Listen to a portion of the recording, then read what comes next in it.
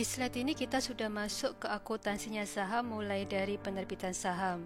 Namun sebelum itu kita perlu mengetahui bahwa terdapat beberapa kondisi terkait dengan penerbitan saham, di mana saham itu ada yang memiliki nilai pari, ada yang tidak memiliki nilai pari.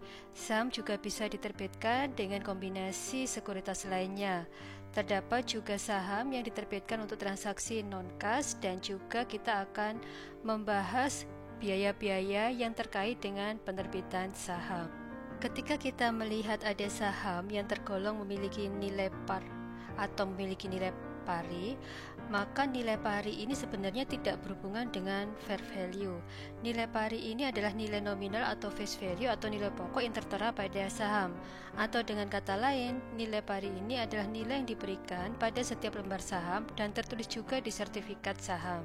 Di sini disebutkan nilai pari yang rendah bisa membantu perusahaan untuk menghindari kewajiban kontingensi yang berhubungan dengan saham yang dijual di bawah nilai pari. Penerbitan saham yang memiliki nilai pari nanti akan memunculkan akun preference shares atau ordinary shares dan share premium. Slide ini membahas contoh terkait dengan penerbitan saham yang memiliki nilai pari, dan saham ini tergolong adalah ordinary shares atau saham biasa.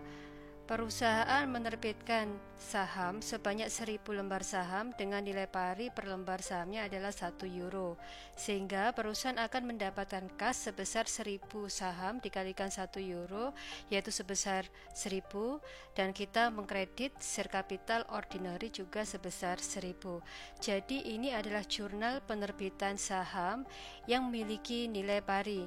Jurnal ini juga sudah kita pelajari di pengantar akuntansi. Jadi ketika kita menerbitkan saham, entah itu ordinary atau preference, maka kita akan mendapatkan dana sehingga kas bertambah dan ekuitas kita untuk share capital bertambah di sebelah kredit. Sekarang kita membahas contoh soal yang kedua. Untuk contoh soal kedua ini, saham masih tergolong ordinary shares dan memiliki nilai pari 1 euro per lembar sahamnya dan diterbitkan atau dijual sebanyak 1000 lembar saham.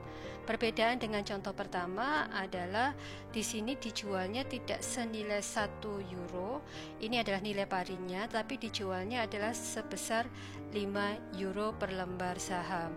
Sehingga ini perusahaan akan memperoleh kas sebesar 5.000 karena dihargai sebesar 5 euro per lembar saham. Kemudian share capital ordinary bertambah sebesar nilai parinya. Selisihnya adalah share premium untuk ordinary sebesar 4.000. Jadi jika kondisi kebalikannya, di mana harga jual lebih rendah daripada nilai pari, maka share premium di posisi debit. Penyajian dalam laporan keuangan sehubungan dengan dua contoh tadi, maka akan memunculkan share capital ordinary sebesar 2.000, kemudian share premium ordinary sebesar 4.000.